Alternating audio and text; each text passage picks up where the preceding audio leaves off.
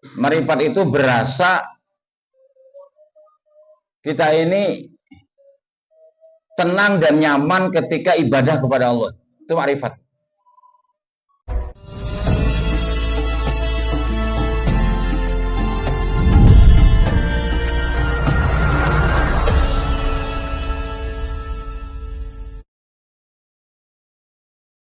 Assalamualaikum warahmatullahi wabarakatuh.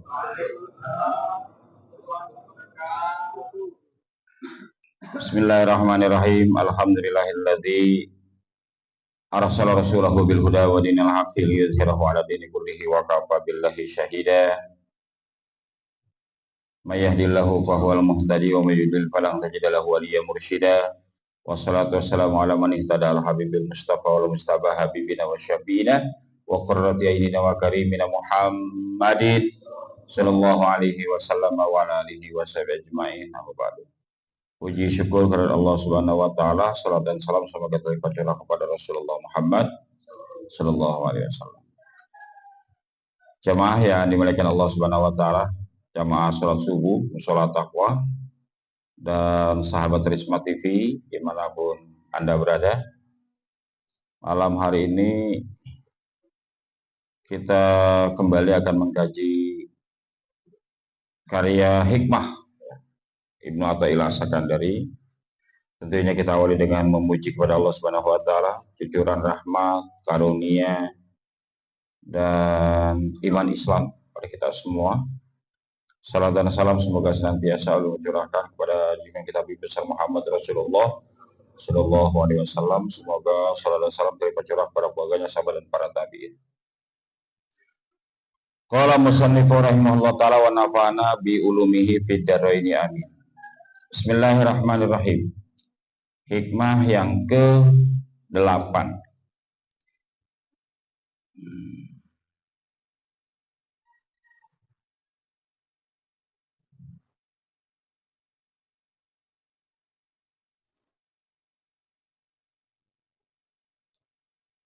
Iza fataha laka wijhatan minat ta'arrufi fala tubali ma'aha an qalla amaluka. Fainahu ma fatahaha laka illa wa huwa yuridu an yata'arrafa ilaika. Alam ta'lam anna ta'arrufa huwa muriduhu alaik wal a'mal antah muhdiha ilai wa ina ma tuhdihi ilaihi mimma huwa muriduhu alaik. Jadi apabila telah dibuka, dibentangkan padamu itu bagian tertentu daripada makrifat kepada Allah Subhanahu wa taala, maka abaikanlah atau jangan dipedulikan lagi amalmu walaupun sedikit. Karena pada dasarnya ketika Allah Subhanahu wa taala membuka makrifat pada seorang hamba, itu adalah anugerah. Itu anugerah. Allah ingin memperkenalkan zatnya kepada kita.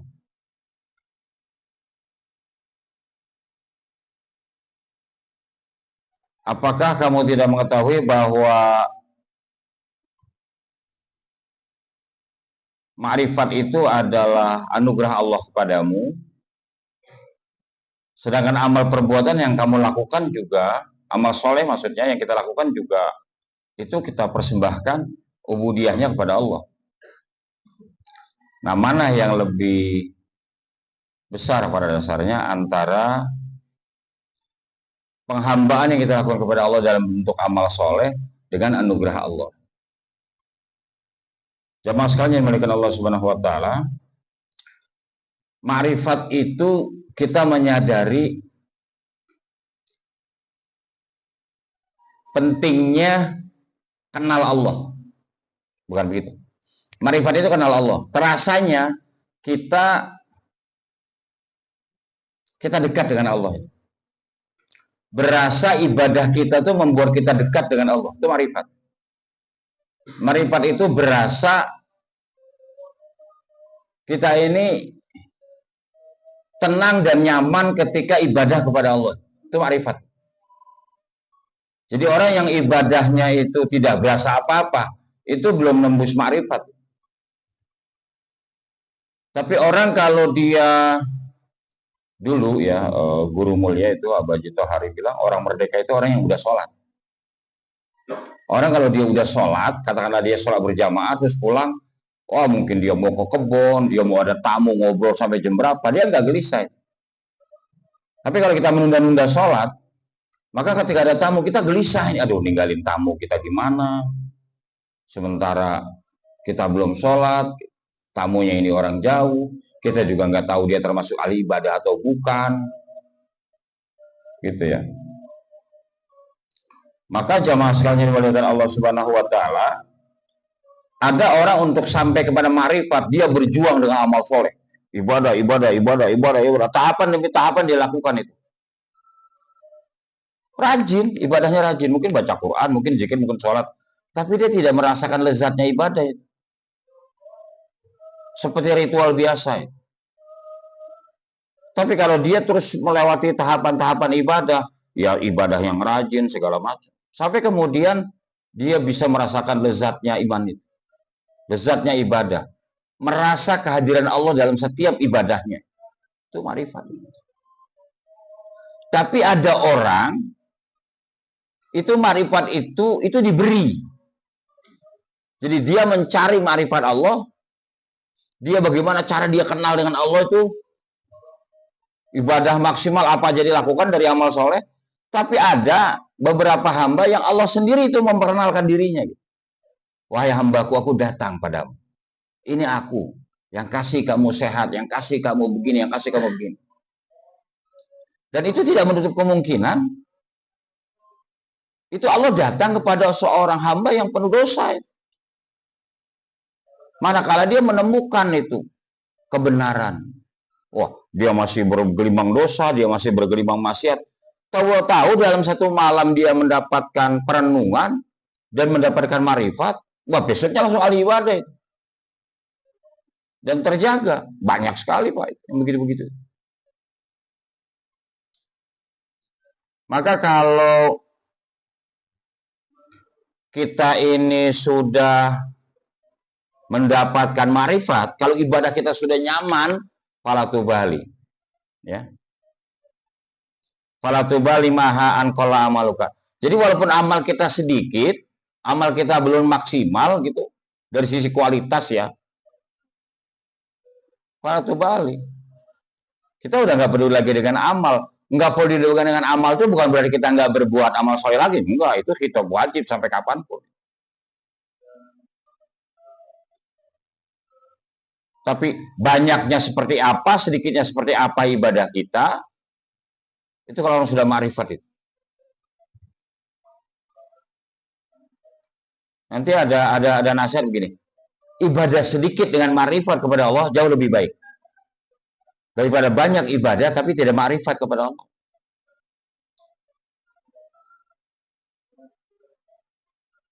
Dikasih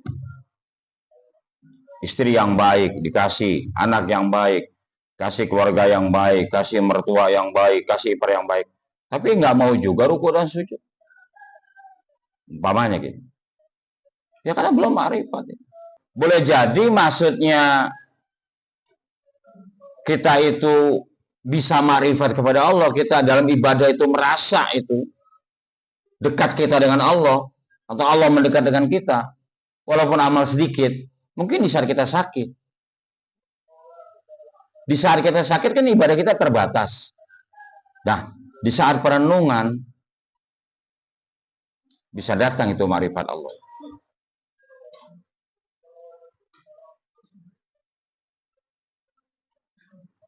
Orang ma'rifat itu nggak takabur Pak dalam amalnya.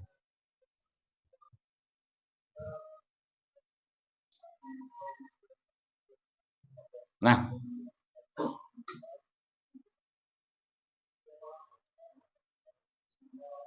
sebetulnya alam ta'alam ana ta'arruf huwa muriduhu alaih, bahwa kita bisa merasakan kehadiran Allah dalam ibadah, kita bisa merasa dekat kepada Allah saat ibadah, itu kan anugerah mahal sebetulnya.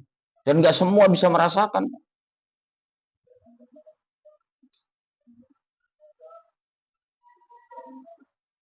Orang ketika ada orang begini umpamanya, istilahnya kalau bahasa Betawi itu kembang bacang. Pokoknya awal Ramadan ibadah, nanti lama-lama tes singkat itu. Sederhananya itu sebenarnya begitu. Dia sakit, diponis dokter, udah nyaris nggak bisa diselamatkan, cari darah sono sini nggak dapat. Tahu begitu sembuh, dia langsung rajin dia ibadah, sehari, 2 hari, seminggu, 2 minggu, sebulan, 2 bulan, lepas lagi. Karena tidak merasakan itu, ta'aruf kepada Allahnya itu. Marifat Allahnya itu tidak dekat. Saya sering katakan kepada anak-anak saya, bahwa apapun yang kita punya sekarang, ya syukuri sebagai anugerah, tapi waspadai sebagai ujian. Itu kalau Allah mau, ini saya bahasa kasar aja supaya pahamnya gampang. Itu kalau Allah mau, Pak, kita ini dengan punya rumah, punya mobil, punya tabungan, kalau Allah mau, gampang sekali ngambilnya itu. Dikasih penyakit yang nggak ada obatnya, habis pakai buat berobat dan nggak sembuh-sembuh. Kere langsung, Pak. Umpamanya begitu. Maka jamaah sekalian dimuliakan Allah Subhanahu wa taala, siapa yang sudah ma'rifat, maka maksimalkan. Maksimalkan ma'rifat kepada Allah Subhanahu wa taala. Allahu yajtabi ilai may yasha'u wa yahdi ilaihi may yunib. Jadi memang ma'rifat kalau ibadah itu berasa dekat dengan Allah, kalau ibadah berasa ada dialog dengan Allah, ibadah itu membuat kita nikmat, itu ada yang orang yang berusaha mencarinya baru dapat, tapi ada orang yang diberi. Gitu. Gitu ya. Jadi marifat kepada Allah Subhanahu wa taala itu mahal sekali. Maka ibadah jangan dijadikan ritual saja. Yang penting sembahyang, yang penting sholat, yang penting nggak dosa. Maka nanti nggak ada perubahan. Sholat ya sholat, tapi kita nggak bisa bedain ini halal, ini haram. Sholat, tapi suka korupsi waktu kalau bekerja. Dulu tuh kakak saya tuh pernah bilang, bekerjalah lebih rajin ketika tidak dilihat sama atasan. Orang yang kerjanya itu minta dilihat tuh bakal capek, Pak. Karena pencitraan sifatnya. Dan orang pencitraan itu capek sekali. Dia berusaha terlihat baik. Orang berusaha terlihat baik itu akan capek. Ya mendingan apa adanya. Baik itu perintah agama. Baik itu perintah Allah.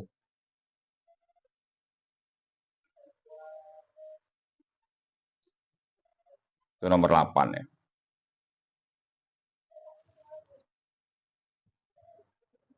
Tanawa'at nomor 9 ya. Tanawa'at ajnasul a'mal atanawu waridatil ahwal.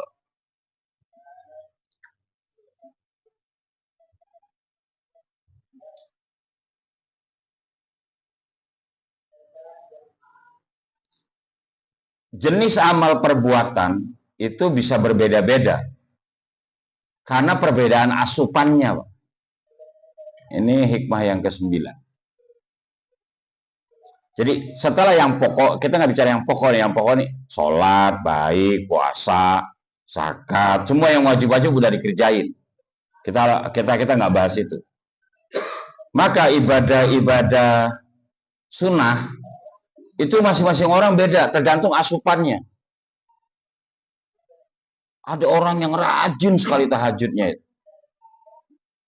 Karena asupan yang masuk ke dalam hatinya, bahwa orang yang melakukan qiyamul lail itu akan mendapatkan maqamah mahmudah.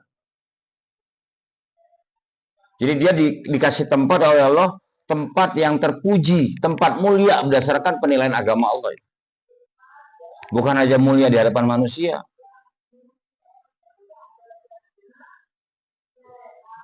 Ada orang yang kecenderungannya itu kagak harus baca Quran. Tidak ada hari kecuali baca Quran. Ada orang itu, Pak. Tahajud itu males, tapi baca Quran dia rajin itu. Karena asupan yang dia terima Dia ingin hidupnya itu selalu bersahabat dengan Al-Quran.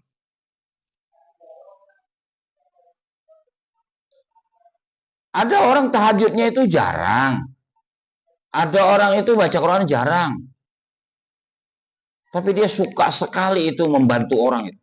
Sedekah itu berani sekali. Jedor, jedor, jedor, jedor.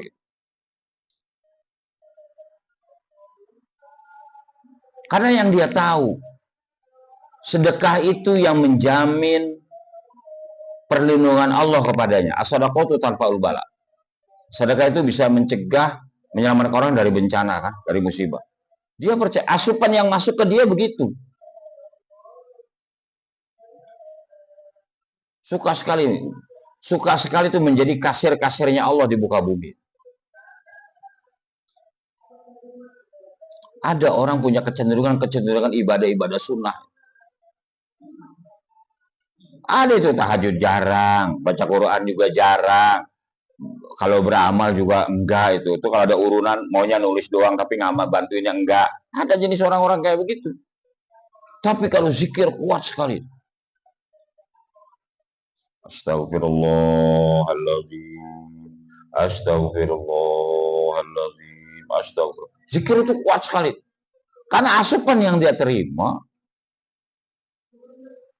istighfar itu banyak sekali manfaat. Ada yang hafal nggak itu? Kalau saya lupa atau dibantu. Istaghfiru rabbakum innahu kana ghafara. Yursilis sama alaikum midrara. Wa yumdidkum bi amwali. Apa dan berikutnya itu dalam Al-Quran. Orang baca istighfar itu, dengan istighfar hujan itu bisa turun. Dengan istighfar harta itu bisa jadi banyak. Dengan istighfar itu kita bisa dikasih keturunan banyak. Wa yumdidkum bi amwali wal banina wa yaj'al lakum jannati wa yaj'al lakum anhar. Maka dia sukanya zikir. Tergantung asupannya gitu. Jadi tanawa'at ajnasul a'mal li tanawi waridatil aqwal. Kita tidak bicara ibadah wajib nih. Itu udah selesai itu udah final itu. Kalau masih meninggalkan sholat, nggak puasa ya itu. Makanya ada salah seorang dai penceramah itu di acara TV itu pernah ditanya oleh seorang tokoh itu. Saya itu ngapain aja mau itu. Wah, ibadah apa aja saya mau itu. Tapi sholat saya nggak mau itu. Berat, bukan nggak mau. Berat sholat itu. Gimana coba kalau saya sampai begitu? Ya Allah itu adil. Perbuatan baik yang kamu lakukan itu tetap ada timbangannya. Benar itu. Orang nggak sholat. Tapi dia suka menderma. Itu ada pahalanya. Dia nggak sholat. Tapi dia suka membantu orang. Dia nggak sholat, tapi dia suka bakti sama orang tua. Semua itu ada amalnya, tapi nggak kepake di sana itu. Kenapa? Karena passwordnya sholat itu. Apabila baik sholatnya, ya baik semua terbuka itu.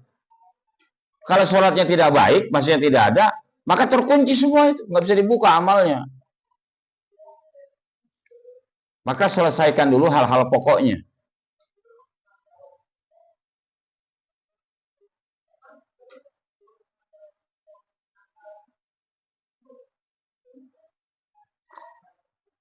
Kita ini kadang gini Pak. Kita ini kadang pengen punya istri yang nurut.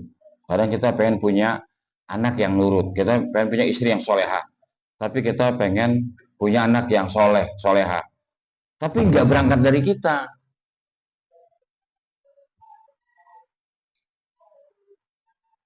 Saya sering katakan, kalau mau melakukan kebaikan, menularkan kebaikan, kalau kita model pendidikan agama, pendidikan akhlak lah yang paling baik itu dua. Pertama itu pembiasaan, kedua itu keteladanan. Tanpa itu nggak bisa.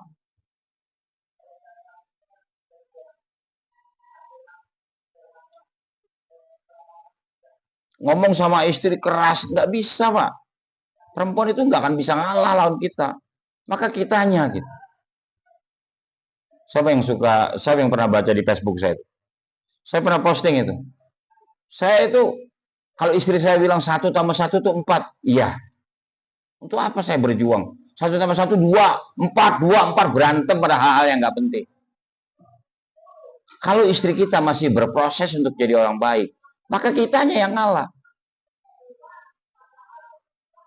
Berdebat sama istri itu menang nggak terhormat, amat sangat nggak terhormat. Maka kalau di debat udah jangan dilayani. Kalau dia itu sudah dituruti maunya, dia akan nurut sama kita itu. Nggak usah keras-kerasan itu. Kenapa suami istri sering berantem keras-kerasan itu? Ya karena dua-duanya. Gitu Pak. Orang bisa berdebat dengan anak itu karena itu. Percaya, berdebat lawan anak terus menang itu nggak terhormat. Berdebat lawan istri menang itu nggak, apalagi berdebat sama orang tua. Maka agama itu melarang sekali kita berdebat itu, nggak boleh.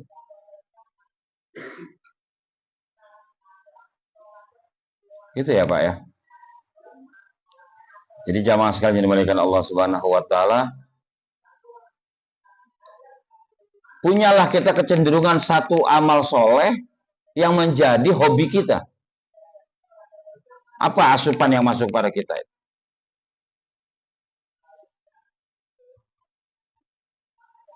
Karena kan ibadah itu seperti pakaian, nanti ada bolong-bolong dikit, ada robek-robek dikit. Nah, ibadah sunnah itu yang fungsinya melengkapi nantinya.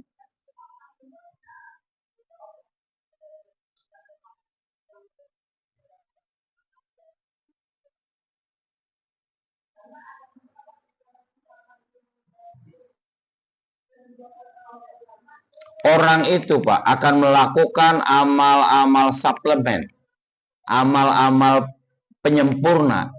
Itu tergantung gerak hatinya. Maka 5 fil hadis, ala wa inna fil jasadi mudghah, idza saluhat saluhal jasadu kullu, wa idza fasadat fasadal jasadu kullu, ala wahyal qalbu. Iya kan? Fa iza warada 'alal qalbi al ilmu bi fadlil qiyamil lail tawajjah ilaihi wa asarahu ala ghairihi fataqamu bihil jawari kadzalika sadaqa wa siyam wa bakil amal. Orang itu kalau dia tahu hatinya membenarkan tentang keutamaan sholat malam, pasti dia berjuang itu. Dia bisa tidur jam 1 jam 2, tetap aja jam 3 setengah 4 dia bangun. Wa asarahu ala ghairi, dan dia akan mengutamakan dibanding yang lain. Hanya kalau boleh saya pesan, jadi suami istri itu harus terbuka ya. Kalau istri mau tahajud itu kan sunnah. Kalau hubungan suami istri itu kan nafkah wajib dan itu wajib. Kita ini suka nggak fair, jadi suami itu kita merasa hubungan suami istri itu jatah suami dan istri harus melayani kan begitu. Padahal suami yang baik kalau dia mau tidur dia tanya, ibu lagi mau. Suami istri itu kalau urusan di kamar itu kan urusan pribadi. Jangan dituntut bagaimana gua mau ayo, gua nggak mau nggak usah. Bukan gitu konsepnya.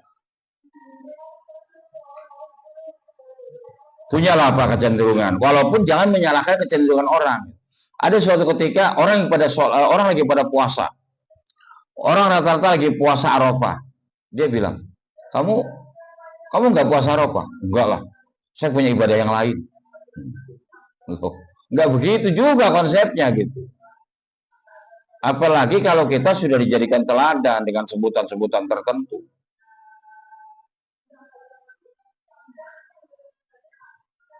Ya, tapi itu setelah kewajiban mutlak dulu, Pak. Kalau menurut saya, ada 2 hal yang bikin hidup kita tuh akan nyaman. Yang pertama itu, jangan pernah meninggalkan sholat. Kedua, jangan jauh-jauh dari Al-Quran. Sudah. Kalau hidup kita itu mau terjaga, Kalau kualitas ibadah mau terjaga, jangan pernah meninggalkan sholat dan jangan jauh dari Al-Quran. Insya Allah ibadah itu terjaga. Kalau hidup mau mulia dan berkah, subuhlah berjamaah dan cintalah sama emak. Selesai. Kayaknya dicari berkahnya apa bukan kayaknya. Terus kalau abrakadabra hilang, tuh ya. Itu yang ke-9. Yang ke-10, al-a'mal suwarun qa'imah wa arwahuha wujudu siril ikhlasi fiha. Amal perbuatan, amal soleh, semua sholat, puasa, zakat, yang wajib, yang sunnah, semua perbuatan baik, semua ibadah, baik itu yang sunnah maupun yang wajib, itu seperti kerangka tubuh, seperti jasad, seperti badan. Wa arwahuha wujudu siril ikhlas, dan ruhnya ikhlas. Jadi badan itu seperti ibadah. Ibadah itu seperti badan, ikhlas itu seperti ruh. Bapak bisa bayangkan, kalau jasad kagak ada ruhnya, mati. Ibadah kalau gak ada ikhlasnya, gak bermakna. Maka sering saya sampaikan, ikhlas itu memang butuh belajar. Butuh belajar. Makanya saya sering sampaikan kepada anak santri, kalau kucing bawa anaknya itu digigit. Itu cintanya begitu. Itu anaknya nggak ngerti itu. Meong, meong, meong itu. Emaknya lagi gigit, lagi pindah ke tempat lain. Padahal emaknya melambangkan cintanya sama anak itu dengan cara begitu. Maka kalau kita jadi murid, jadi santri, jadi jamaah, ditegur keras sama guru, itu peduli dan cinta. Tapi ilmunya yang belum sampai. Dia bilang dia dibedakan. Dia bilang dia dibenci. Dia bilang dia dimarahi tanpa sebab. Tidak mungkin ada sebabnya.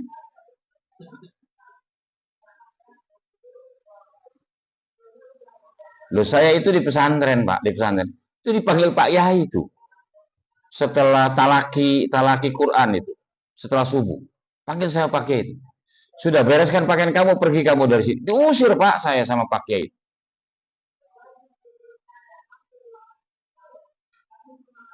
Coba. Bagaimana kita nembusnya? Kalau saya disuruh nyantai, saya disuruh pergi sama Pak Kiai, diusir saya itu.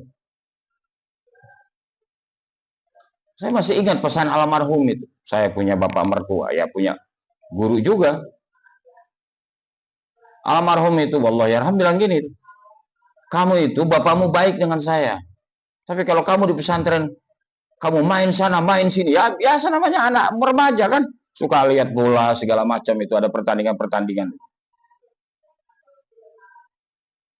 Nah, beberapa kali saya meninggalkan ngaji, panggil Pak Kiai. Kata Pak Kiai, kamu bapakmu baik dengan saya, ibumu baik dengan saya. Kalau kamu nggak bisa diajarin, nggak bisa diatur, sudah pulang saja. Bawa itu pakaian kamu semua ke Jakarta. Jamaah pernah nggak itu ngaji Quran saya usir itu? Nah, pulang sana itu. Nggak pernah itu. Atau ngaji Sirajul Ummah itu.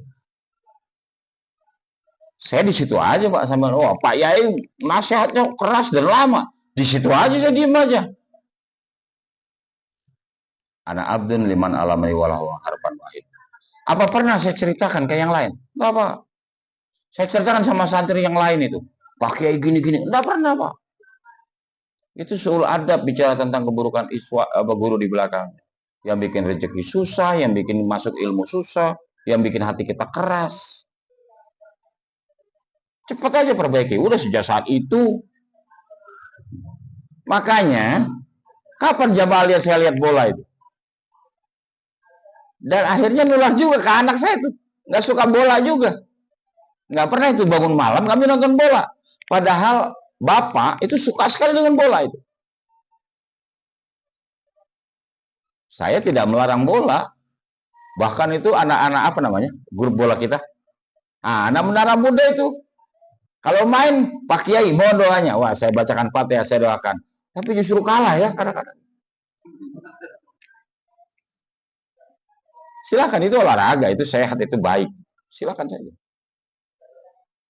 Bahkan saya dapat kaos Menara Muda itu, saya bilang, "Dek, ini ada 10.000, kasih ke siapa?" Udah nggak usah Bang Haji, mah doain aja. Karena saya tahu dikasih kaos berarti ada assalamualaikumnya gitu kan. Bukan berarti dikasih kaos girang kemudian dipakai, ya itu nggak punya malu namanya.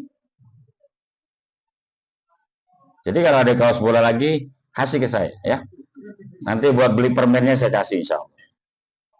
Jadi belajar ikhlas itu. Masa sudah setua ini kita belum paham yang sederhana gitu kan? Nah, Bapak jamaah sekalian yang dimuliakan Allah Subhanahu wa taala, ikhlas itu ada 3. Ya. Nanti saya berhenti ya, lewat 45 lah. Nanti tanya jawab. Ikhlas itu ada 3. Pertama, ikhlasul abid. Ikhlas abid itu ikhlas para ahli ibadah. Ikhlas abid itu. Nah, ikhlas abid itu ibadahnya itu menghindari riya yang merusak amalnya, sebab dia butuh pahala agar bisa masuk surga dan terhindar dari siksa neraka. Nisbat amal untuk dirinya dan harapannya. Itu ikhlasnya abid. Ada kata kategori abid. Orang yang kerjanya ibadah itu. Tapi ilmunya tidak cukup banyak. Itu disebutnya abid. Maka ibadahnya itu karena Allah, menghindari riya, nggak mau dipuji orang, tapi targetnya itu pahala supaya masuk surga. Takut dosa karena takut masuk neraka. Semua kebutuhan dia itu. Saya maunya masuk surga. Saya maunya nggak masuk neraka. Nah, menurut Ibnu Athaillah As-Sakandari, orang begitu tuh ibadah feedbacknya hanya untuk dirinya. Nah, kita ini ibadah untuk diri kita apa untuk Gusti Allah? Maka kejebaknya begitu jadinya. Kata Pak Guru kemarin kalau udah di depan, Pak Kiai ngapa? Oh, Al-Hitam tuh dalam sekali ya. Iya memang. Saya juga salah pilih kitab ini. Ya, salah pilih kitab bukan kitabnya yang salah. Ketinggian kita waktunya belajar ginian memang. Tapi paling tidak kita tahu ilmunya ya, untuk memperbaiki ibadah kita. Saya suka bait-bait hikmahnya itu, nasihat-nasihat. Itu ikhlas yang pertama. Ikhlas yang kedua, itu kalangan muhibin. Ya, kalangan hamba-hamba yang sangat mencintai Allah. Amalnya untuk kehormatan dan pengagungan Allah. Nggak minta pahala untuk masuk surga, nggak takut dosa karena neraka. Sudah, bahwa dia ibadah, bukti penghambaan dia kepada Allah. Allah itu sudah memberi apa saja, Allah itu agung, Allah dengan segala kemuliaan, nah dia menghamba. Sudah begitu aja. Anak santri dekat sama Pak Kiai, apa tujuannya? Ya nanti kalau perlu duit, modal, biar dipinjemin. Dekat sama Pak Kiai, ntar kalau butuh mobil, dipinjami. Tidak salah, Pak. Siapa yang bilang salah? Tidak salah. Tapi itu kalangan abid yang begitu-begitu. Kita itu menghamba kepada Gusti Allah karena keagungannya. Karena kemuliaannya. Saya tuh kemarin sempat telepon beberapa anak santri, tapi saya matiin lagi. Saya di WA saya nggak balas itu. Karena anak-anak yang bukber di sini itu bilang, gimana? Iya Pak Yai, ini saya kan nggak minum teh manis kan? Pak Yai ini udah kurang manis, kenapa? Gulanya habis. Kamu gula kok habisnya banyak bener? Emang gulanya dimakan sesendok-sesendok? Yang buka puasa juga banyak. Nah, saya menghubungi beberapa santri yang kadang kalau saya hubungi itu gampang. Tolong ini bawa gula ya. Oh ya Pak Yai, berapa butuhnya gitu. Tapi enggak jadi. Karena terus sering minta kan malu juga. Nah, enggak jadi itu. Dia WA, Assalamualaikum Pak Yai, gimana kabar sehat? Ada perlu dibantu? Oh enggak. Gitu. Kadang saya bilang, oh itu salah pencet. Bukan pencet yang salah, niatnya yang salah itu. Karena kita memanfaatkan anak santri juga takut dosa juga. Padahal santri ini sudah bekerja, hidupnya mapan. Karena dia juga bilang, Pak Yai butuh apa-apa nanti di majelis bilang ya. Tetap disortir Pak. Itu adalah ikhlasnya muhibbin. Ibadah karena pengagungan kepada Allah, karena penghormatan kepada Allah. Pahala, surga, neraka, dosa, bukan lagi jadi prioritas. Yang terakhir itu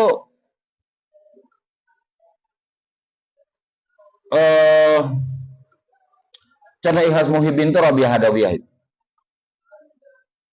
Rabi'ah Adawiyah itu aku ibadah itu bukan karena cari pahala masuk surga, bukan takut dosa karena neraka. Itu Rabi'ah Adawiyah. Jamaah bisa cari buku-bukunya, banyak. Siapa itu? Tokoh sufistik perempuan bernama Rabi'ah Adawiyah. Dia bilang, ya Allah, kalau saya ibadah menyembahmu karena takut neraka, bakar diri saya. Wah, itu sudah muhibbin sekali. Berani gak Bang Dani berdoa begitu? Ya Allah, kalau saya ibadah takut neraka, bakar. Nanti dibakar beneran, kita gimana itu? Tapi setidaknya ada tahapan ikhlas itu. Yang terakhir Bang, itu adalah ikhlas al-arif. Orang yang marifatnya kepada Allah sudah bagus. Seperti apa ikhlas al-arif itu? Atau ikhlas orang yang marifat kepada Allah yang sudah bagus? Itu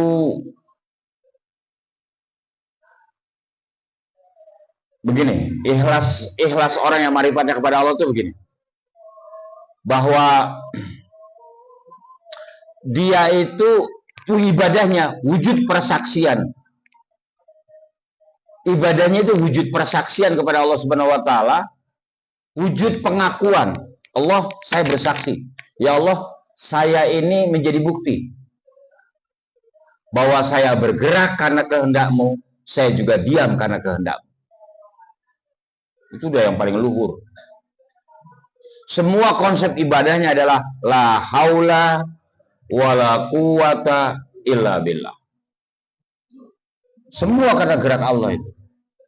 Wah, itu sudah yang paling tinggi, Pak. Maka jamaah sekalian yang dimuliakan Allah Subhanahu wa taala, belajarlah ikhlas itu. Walaupun sulit.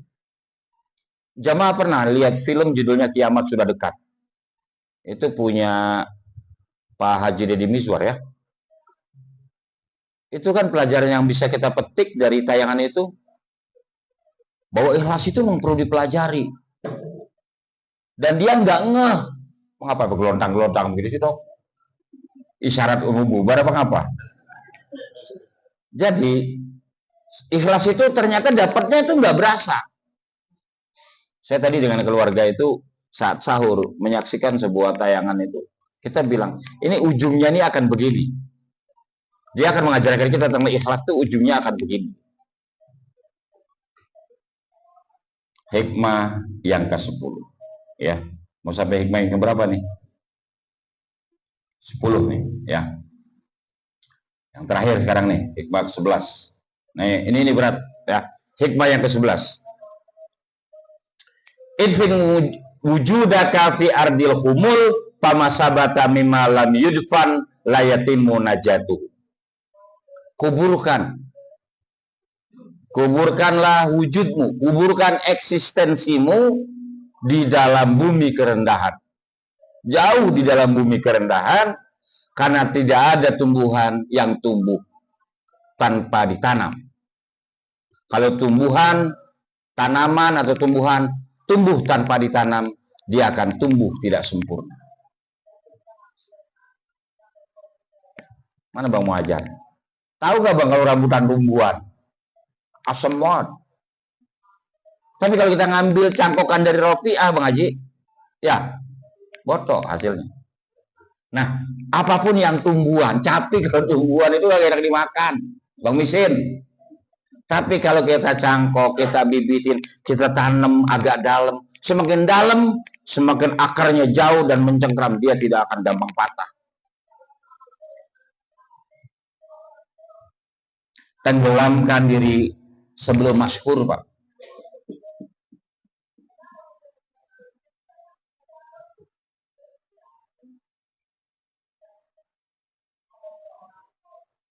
Orang itu, dulu ada tayangan ulama yang suka pakai imamah itu, suka pakai udang-udang. Nah, kemudian ada tokoh hiburan pakai udeng-udeng juga itu. Nah, dipertemukanlah itu dalam sebuah tayangan. Ini ulama yang pakai udang, pakai imamah itu bilang itu. Apa Bapak nggak keberanian dicontohkan? Tidak. asal tahu saja bahwa ini mengandung resiko dan tanggung jawab yang tinggi.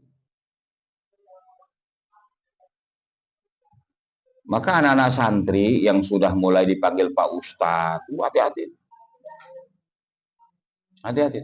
Tadi malam saya ngechat salah satu santri, anak jamaah, tapi saya nggak tahu dia mengakui saya sebagai kiainya apa enggak. Saya chat itu malam-malam. Kok saya jarang melihat itu di pengajian, di musola. Gitu. Saya hati-hati sekali bicaranya. Jangan sampai saya ngajarin orang, Bang. Itu saya kan takut juga kita kebuatan ngajarin orang. Kita bener banget jadi orang. Hati-hati sekali bahasa yang saya gunakan itu. Kenapa ente kalau malam Senin nggak ngaji? Ini Pak Kiai saya malu ketemu orang. Loh. Kalau kita melakukan perbuatan baik karena orang, ria. Tapi kalau kita meninggalkan perbuatan baik alasan orang, syirik jatuhnya. Tapi kalau abang nggak ngaji malam Senin karena ngantuk, karena mungkin ada kondangan, ada kewajiban mendesak, itu maklum, silahkan. Tapi jangan meninggalkan majelis karena alasan manusia, malu, nggak enak, nggak boleh. Karena itu tadi Pak, makrifat itu bisa datang kepada dia yang jarang datang. Kepada kita yang sering datang, Allah masih butuh tahapan. Tenggelamkan diri sebelum masyhur. Belajar hakikat ilmu sebelum berjuang. Nanti mentah jadinya. Orang Pak, siapa yang cari kemasyhuran, dia akan jadi budak kemasyhuran. Siapa yang dekat dengan pengusaha, dia akan jadi budak pengusaha. Siapa yang mendekat kepada Allah, dia akan menjadi hambanya Allah. Mana yang kita mau? Sesuatu yang tumbuh tanpa dikubur, hasilnya tidak akan sempurna. Tenggelamkan dalam laut, tenggelamkan dalam bumi kerendahan, tenggelamkan dalam bumi tawadu. Supaya ilmu kita itu terawat dengan baik. Ada orang bilang, Pak, ke saya itu, Pak Yai, itu bukan muridnya Pak Yai. Iya. Kenapa kok dia manggilnya nggak manggil Pak Ustadz? Kok dia manggilnya nggak manggil Pak Kiai? Kok dia manggilnya Abang? Nah, terus gimana? Masa tegur, Bang Ali gimana? Saya ini udah jadi Kiai, kenapa manggil Bang Ali? Lo nggak boleh, waduh. Saya kepikir aja enggak itu ya, bukan saya so suci.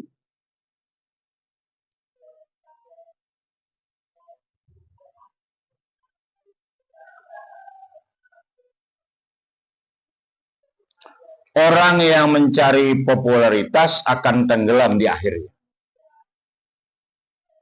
Maka hindari itu, Pak. Hindari itu ya. Abu Abbas radhiyallahu anhu pernah berkata, siapa yang menginginkan popularitas, dia akan jadi hamba popularitas. Tadi yang saya katakan.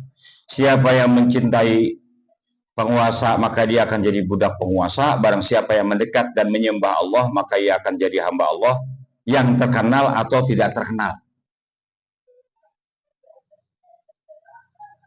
Jamaah pernah dengar kisahnya siapa sih? Ais Al-Qarni. Ya kan?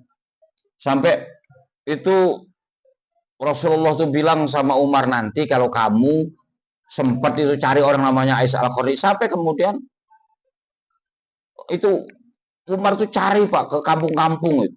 Suruh namanya beliau khalifah, suruh cari anak buahnya itu, turun-turun ke kampung-kampung cari orang namanya Ais Al-Qarni.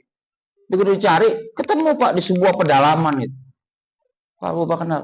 Siapa Ais Al-Qarni? Loh, ada apa cari dia itu? Ada bahasa gini, huwa majhulun fina. Ais Al-Qarni itu bukan siapa-siapa Pak. Dia tuh nggak terkenal, dia nggak dikenal. Gitu.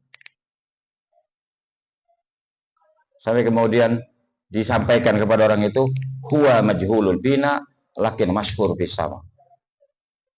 Dia itu di bumi nggak dikenal,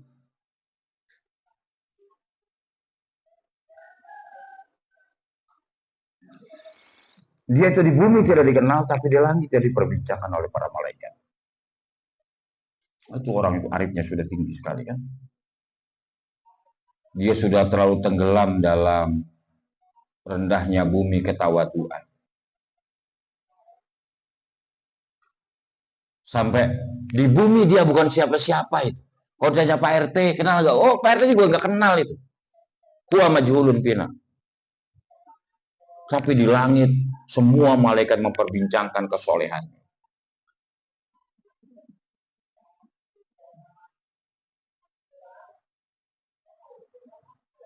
Maka, ya, kalau jamaah ditakdirkan, diberi izin oleh Allah itu untuk jadi orang populer, maka tenggelamlah. Tenggelamkan diri kita dalam bumi ketawaduan. Supaya bukan populer itu sebetulnya target kita. Tapi kalau Allah menakdirkan kita itu berjuang hingga dikenal orang, silakan tenggelamkan diri dalam bumi ketawaduan. Ya. Saya rasa itu materi kita pada hari ini. Nanti materi yang ke-12 sebagai penutup nanti ya, pertemuan yang akan datang. Saya agak berjanji juga supaya jam 6 itu selesai. Sekali lagi, kalau belajar tentang hikmah Ibnu Athaillah itu, kosongkan dulu itu pikiran. Kosongkan dulu itu penerimaannya, supaya kita nggak perang di hatinya itu. Loh, kebaikan itu kan perlu dimunculkan Pak ya, iya benar itu. Maka jangan dipertentangan. Ada seorang ulama nih, itu berkata begini, kalau boleh ada pengganti, kan kalau kita sholat setelah baca Fatihah baca apa? Kalau kita sholat setelah baca Fatihah baca apa? Baca surat-surat pendek atau ayat-ayat Al-Quran. Itu sampai ada ulama membuat ilustrasi. Kalau saja itu setelah Fatihah itu baca ayatnya itu boleh diganti dengan sesuatu yang lain, maka karya Ibnu Athaillah ini boleh jadi pilihan. Saking luhurnya itu maknanya dan pesan di dalamnya. Tentunya itu pemahaman majazi ya, bukan hakiki. Baik, itu jamaah sekalian, masih ada waktu 9 menit, yang mau tanya silakan. Assalamualaikum warahmatullahi wabarakatuh. Waalaikumsalam warahmatullahi wabarakatuh. Jadi bab keberapa ya? Ya tentang Allah ingin membuka hati seorang tentang marifat tadi. Bukan karena amal, tapi Allah ingin mengenalkan dirinya padanya. Lalu apa itu tandanya Pak Ustadz? Jika seseorang Allah mengenalkan zatnya kepada hambanya, apa itu tandanya itu? Tanda orang yang dapat itu Pak Ustadz. Gitu. Itu aja pertanyaan dari saya Pak Ustadz. Terima kasih. Assalamualaikum warahmatullahi wabarakatuh. Waalaikumsalam warahmatullahi wabarakatuh. Jadi Allah membuka hati, Allah itu memperkenalkan zatnya kepada hamba yang dikehendakinya. Allah yajtabi mayashau. Gini, itu orang yang amalnya memang tidak banyak, sekilas ya secara kasat mata amalnya tidak banyak, tapi kemudian dia bisa menemukan, kan susah kalimatnya nih ya, dia bisa menemukan zatnya Allah itu di dalam hatinya. Dia bertemu dengan Allah itu dalam zat hati, di dalam hatinya itu dia bertemu dengan Allah. Atau bahasa yang paling gampang, dia merasakan sekali dekat dengan Allah itu nikmat. Bukan hanya lagi butuh, tapi nikmat itu. Maka ibadah yang dia jalani itu seperti ibadah hakiki. Kalau hakiki sesungguhnya Allah yang nilai, kita tidak bisa. Maka pola ibadah yang dia lakukan itu terlihat oleh ahli ilmu bikin iri. Lihat dia ibadah itu manis, lihat dia ibadah itu bagus. Saya pernah dengar itu, seseorang berkomentar bukan tentang saya, tentang orang lain di hadapan saya. Dia bilang gini, Pak Yai, saya kalau lihat dia itu kok wajahnya itu yang tergambar hanya dua. Pertama ibadah, kedua doa. Hakon alayil kalam. Saya benar Pak mengatakan ini. Itu lebih dari satu orang menggambarkan, mendeskripsikan tentang seseorang. Saya tidak sebut siapa yang komentar, saya tidak sebut siapa yang komentari, yang jelas wallah bukan saya. Tapi dia ngomong dengan saya, Pak Yai, saya kalau ngeliat wajah orang itu tergambar sekali itu, wajahnya itu penuh doa, wajahnya itu penuh ibadah. Itu patut dicurigai, orang itu marifatnya sudah bagus. Loh, jangankan kita melakukan, kita ngelihat dia ibadah itu, kita itu sudah nikmat. Nah, gimana tuh? Nah, jamaah pernah nggak lihat orang yang dulunya bergelimang dosa, kemudian dia sujud dan ruku, dan dia yang sujud, kok kita yang senang? Itu salah satu ciri, itu marifat datang. Ada orang itu jalan jauh, kadang bawa payung, kadang lari untuk bisa sholat jamaah. Kok kita mengagumi itu? Itu boleh jadi marifat sudah terbuka buat dia. Secara kasat mata itu. Kemarin terawih keberapa itu saya ditanya itu sama salah seorang. Pak Yai, saya nggak pernah lihat ini ya. Nah, kebetulan saya pernah lihat. Enggak, saya pernah lihat. Saya kan sholat di depan. Jadi saya nggak tahu. Nah, tahu-tahu saya sholat di belakang itu. Karena anak berisik. Saya bilang, saya sholat di belakang saja lah sekali-kali. Saya sholat di belakang itu. Anak-anak itu saya bilang, kalau mau ibadah di sini bareng sama Pak Ustadz. Tapi kalau mau pulang, pulang sayang. Jangan di sini. Itu orang lagi pada sholat. Itu anak-anak tertib semua di belakang itu. Karena ada saya. Nah, orang yang tadi ditanya itu, Pak Ustadz saya jarang sih lihat sepulan ya. Oh ada, saya pernah lihat lah. Nah, hari itu dia sholat di sebelah saya. Bagaimana cirinya orang itu sudah dibuka pintu marifat buat dia? Pertama, ada perubahan dari ibadah sebelum dengan ibadah sesudah. Yang kedua, dia yang melakukan, kita yang adem melihatnya. Kita yang merasakan khusyuk, manis, enaknya dia beribadah itu. Boleh jadi pintu makrifat sudah dibukakan buat dia. Jadi jamaah sekalian dimuliakan Allah Subhanahu wa taala, sahabat Risma TV dimanapun Anda berada, akui kerendahan itu di hadapan Allah. Akui dosa-dosa kita di hadapan Allah. Kalau kita mengakui salah dan dosa di hadapan orang, takutnya kita bicara kepada orang yang salah. Kalau kita bicara di hadapan orang yang salah, hanya akan membuat orang itu lebih takabur kepada kita. Tapi kalau kita bertemu dengan orang yang benar, mungkin dia bisa memberikan bimbingan kepada kita. Dengan cara dia menjaga dirinya dan menjaga kita juga. Tapi percayalah, Allah Subhanahu wa taala Tuhan yang kita sembah, bukan Tuhan pendendam. Sebanyak apapun dosa kita di masa lalu, seburuk apapun dulu kita pernah meninggalkan kewajiban-kewajiban kita kepadanya. Ini bulan Ramadan. Perbaiki ruku dan sujud, perbaiki hati kita tempat kita memandang Tuhan kita. Saya ceritakan kembali sebagai closing peristiwa belum lama. Saya tanya, kamu masih puasa? Puasa Pak Kiai. Kamu masih puasa? Puasa Pak Yai. Yang saya tanya ini rata-rata orang-orang yang kerja keras. Ojek, kuli bangunan, kuli panggul. Saya tanya, masih puasa? Masih Pak Yai. Ini masih, ini masih. Kamu? Saya sudah batal 2. Saya bilang, kamu batal karena apa? Saya nggak kuat Pak Yai, panas sekali. Oke. Kamu tahun kemarin tuh batal loh. 4 hari apa 5 hari? Iya Pak Yai. Gimana ya Pak Yai supaya saya nggak batal, supaya saya kuat? Gini, saya anggap kamu nggak pernah melakukan dosa besar. Saya anggap kamu nggak pernah melakukan dosa besar. Tapi andai kata kamu pernah melakukan dosa besar, mungkin kamu pernah minum minuman keras, mungkin kamu pernah menghardik ibumu, mohon maaf, nauzubillah, mungkin kamu pernah berzina dengan perempuan lain. Di saat itu kamu menikmati, di saat itu kamu bangga kamu bisa. Di saat itu kamu terlena dalam kenikmatan maksiat.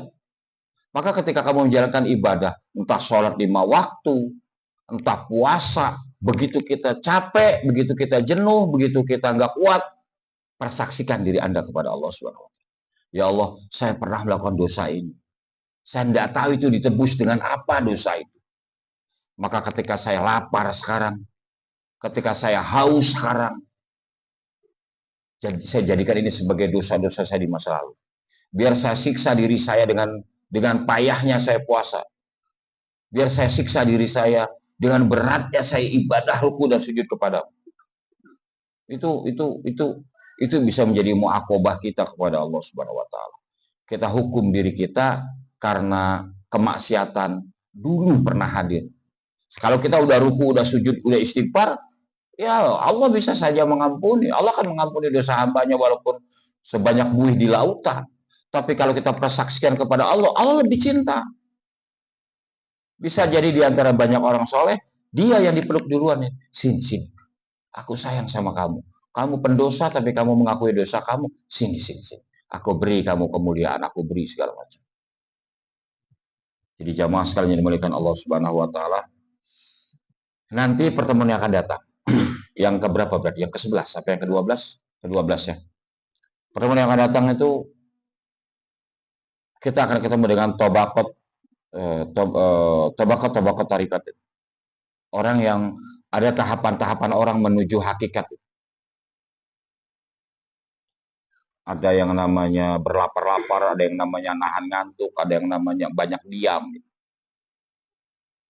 Abu Darda itu, bininya Abu Darda, Ummu Darda pernah ditanya, wahai Ummu Darda, Abu Darda itu apa sih ibadah yang paling dia cintai? Istrinya diam, sholat, bukan. Zakat, bukan. Bersedekah kurma kepada banyak orang, bukan. Itu Abu Darda segitu mulianya, ibadah yang paling dia cintai apa? Kata dia itu tafakur. Kata bininya itu. Abu Darda itu sering sekali memikirkan dirinya di masa lalu. Dan berpikir dengan fenomena penciptaan Allah. Itu yang membuat dia semakin dekat dengan Tuhannya. Kalau dia sudah bertafakur tentang kemuliaan-kemuliaan hidup, dia sangat bisa berlama-lama di sana. Ya. Mudah-mudahan jamaah sekalian dimuliakan Allah Subhanahu wa taala. Kita Ramadan di hari keberapa? Kita baca Fatihah, mudah-mudahan semua jamaah yang hadir dan jamaah yang tidak hadir selalu dalam sehat, selalu dalam keberkahan. Sahabat Risma TV dimanapun berada juga selalu dalam kemuliaan dan keberkahan. Sisa Ramadan yang akan kita jalani, mudah-mudahan Allah Subhanahu wa taala mengangkat makom ibadah kita menjadi makom ibadah yang lebih baik, lebih berkualitas dan lebih mendekat kepada ibadah yang diharapkan Allah Subhanahu wa taala, ya. Jangan pernah tinggalkan sholat. Dekatlah dengan Al-Quran. Al-Fatihah. Bismillahirrahmanirrahim. Alhamdulillahirabbil alamin. Arrahmanirrahim. Maliki yaumiddin. Iyyaka na'budu wa iyyaka nasta'in. Ihdinas siratal mustaqim. Siratal ladzina an'amta 'alaihim ghairil maghdubi 'alaihim waladdallin. Bismillahirrahmanirrahim. Alhamdulillahirabbil alamin. Allahumma shalli ala Muhammad wa ala ali sayyidina Muhammad. Allahumma inna nas'aluka ridhaka wal jannah wa na'udzubika min sakhatika wan nar. Allahumma innaka afuwwun karim tuhibbul afwa fa'fu anna.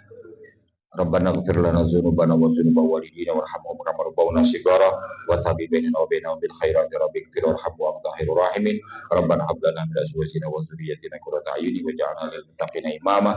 Rabbana atina fid dunya hasanah wa fil akhirati hasanah wa qina adzabannar. Sallallahu ala sayyidina Muhammadin walhamdulillahi rabbil alamin. Demikian semua jamaah yang hadir di Mushola Taqwa, Majelis Subuh Kitab Al-Hikam, dan sahabat Risma TV dimanapun berada, jangan lupa subscribe, like, dan silahkan di-share ya, channel dakwah kebanggaan kita semua. Sampai ketemu lagi, kita ada di pertemuan terakhir nanti di hari Minggu yang akan datang ya, pertemuan terakhir, mudah-mudahan semua bisa hadir.